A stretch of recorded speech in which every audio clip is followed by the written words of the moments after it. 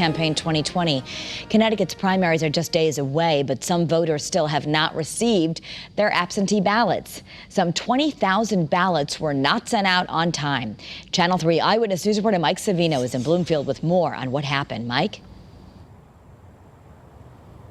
Yes, Kara, remember absentee ballots that are going to go into boxes like these were intended to be an alternative for people who are scared to go to polling places in a pandemic. So when town clerks found out about these 20,000 ballots, they rushed to get them into the mail this week. But there are still questions about whether or not some of them just won't make it on time.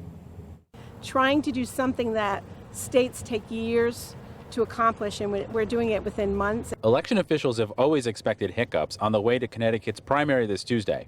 For the first time, all residents can vote by absentee ballot because of the coronavirus pandemic.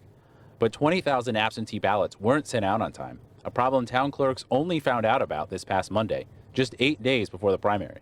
I think there are misunderstandings all the way around. Town clerks tell us they expected a third-party vendor to mail out 20,000 ballots requested during the last week of July.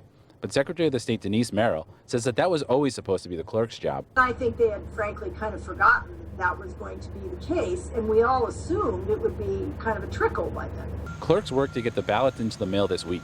They urge voters to drop them in designated drop boxes at town halls before 8 p.m. Tuesday. There have been other issues along the way. Ballot applications were sent to old addresses after voters moved, or to those who've died. And some have complained of envelopes with no ballots. There really is a lot of hiccups, which should be expected.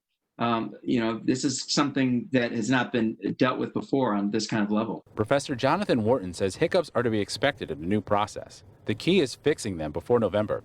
But there are reports that not all ballots have been sent out.